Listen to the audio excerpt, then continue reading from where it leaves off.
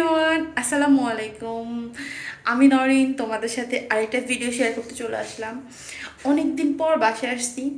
চেহারা দেখে বুঝতে পারতেছো কাজ করতে করতে আমি কি রান্না পরিমাণ করার টায়ার্ড জন্য হয়ে গেছি আমি। প্রত্যেকটা জিনিস তো ভাবলাম গুছিয়ে রাতের জন্য নিছিলাম। একটা আর ফাঁকিবাজি এখানে আমি রেসিপি মাংসটাকে ট্রাই পানি করি। দিয়ে আর রাখছি। আমার কাছে ফাঁকিবাজি আমি রান্না মানে মাংস হচ্ছে রান্না বিরিয়ানি। করার আগে সেটাই আমি হাফ কিভাবে রেডি বয়েল করি করে ঝটপট পানিটা ফেলে তোমাদের দিই। সাথে শেয়ার আর করবো, আমি চলো। বিরিয়ানির জন্য কোনো আলাদা পিস করি নাই।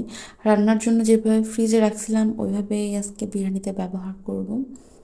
চাউল আমি এখানে 2 কাপের মতো নিয়েছিলাম। সেটাকে আমি পানি দিয়ে ভিজিয়ে রাখছি, তাই অনেকগুলা হয়ে গেছে। আর এখন যেহেতু রাতে 9টা বেজে গেছে আর সারাদিন অনেক কাজ করছি, একদম জিরো এনার্জি হয়ে গেছে শরীরে। মানে কোনো কিছু ভালো লাগতেছিল না, তাই একদম বাটাবাটি করব না, রেডিমেড মশলা দিয়ে রান্না করব। আর রেডিমেড মশলা মানে আমার কাছে রাঁধুনিটা বেস্ট মনে হয়। আর ঘি তো মাস্ট দরকার রান্না বাড়াতে। আর আমি এখানে কাঁচা দুধ ব্যবহার করব, সেগুলা গুছিয়ে নিছি।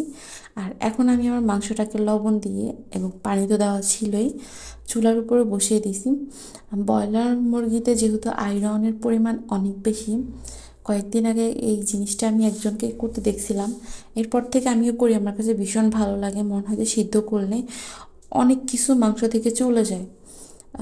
অনেক কিছু বলতে পুষ্টি ভিটামিন যায় কিনা আমি জানি না, যে আয়রনটা থাকে বেশি সেটা চলে যায়। তো আমি এখানে সিদ্ধ করার পর খুব ভালো করে ধুয়ে নিছি। তারপর এখানে আমি ফ্রাই করে নিচ্ছি।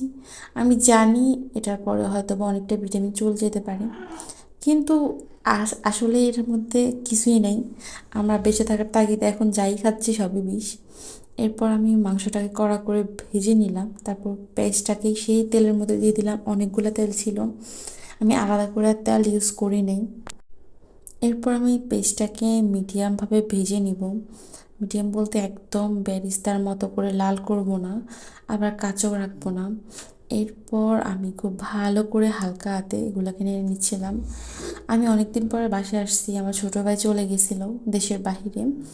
তো আম্মু যেহেতু একা ছিল, আম্মুর সাথে থাকা হয়েছে। আর এতদিন পর বাসায় এসে মনে হয় যে শরীরে কোনো এনার্জি নেই। আর বাবার বাড়িতে থাকলে দেখা যায় কি, কাজের প্রেশার তো কম থাকে, শরীরে অলসতা বাসা বেঁধে যায়। আর এখানে আমার কাছে যতগুলা প্যাকেট মশলা ছিল, যেমন গরম মশলা গুঁড়া, জিরা গুঁড়া, আমি একটু একটু করে সব কিছু দিয়ে নিচ্ছিলাম। পেঁয়াজের মধ্যে আমি একটু আলুটাকেও দিয়ে ভেজে নিছি। আর আসলে সবাই রান্নার ধরন একরকম না, এক একজন এক একভাবে রান্না করে। তবে খাবারের টেস্ট ভালো হওয়াটা হচ্ছে দরকার। কে কী কীভাবে রান্না করে সেদিকে খেয়াল না দিয়ে, তোমরা যদি আমার চ্যানেল নতুন হয়ে থাকো অবশ্যই কিন্তু চ্যানেলটাকে সাবস্ক্রাইব করে দিবা। আর ভিডিওর কোনো অংশ ভালো লাগলে প্লিজ একটা কমেন্ট করে জানাবা। হয়তো বা কোন ধরনের ভিডিও দেখতে চাও সেটাও কমেন্ট করে জানাতে পারো। আমি এখানে কাঁচা গরুর দুধ ব্যবহার করলাম। আসলে হাতের কাছে যা পাইছি তা দিয়ে আজকে রেডি করতেছি, তো বাচ্চাদের ঘর আমার। এখন আমি মাছ রান্না করলে, অন্য অন্য মশলা জাতীয় খাবার রান্না করলে তাদেরকে আমার খাওয়াতে গেলে আরও বেশি কষ্ট করা লাগতো। তাই আমি আমার মতো করে ঝটপট ওরা যেটা খাবে বা আমি যেটা ঝটপট রেডি করতে পারবো সেটাই করলাম। এখানে আমার মাংস মোটামুটি হয়ে গেছে। অনেকেই বিরিয়ানি রান্নার ক্ষেত্রে একটা ভুল করে যে মাংসটাকে খুব ভালো করে সিদ্ধ করে না। আমার মনে হয় মাংস যত সফট হয় বিরিয়ানি ততই ভালো লাগে। আমি এখানে লবণটা চেক করতেছিলাম।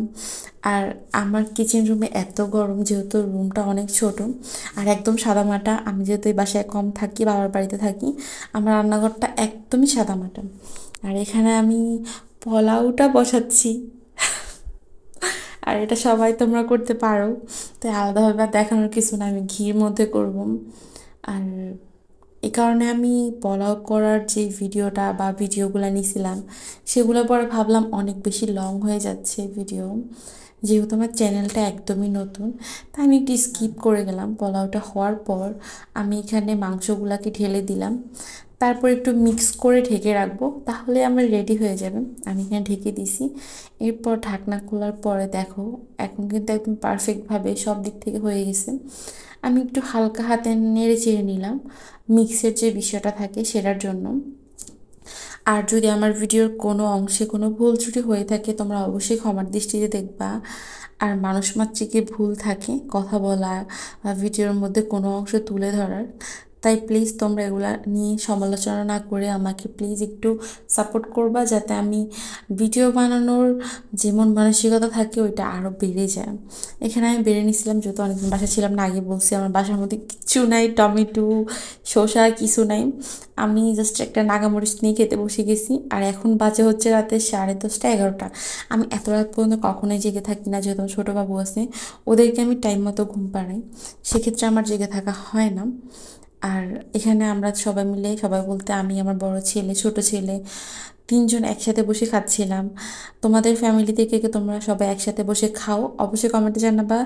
এই ভিডিওটা এখানে শেষ করব, আর দেখা হবে অন্য কোনো ভিডিওতে। সবাইকে অসংখ্য ধন্যবাদ এবং আল্লাহ হাফেজ।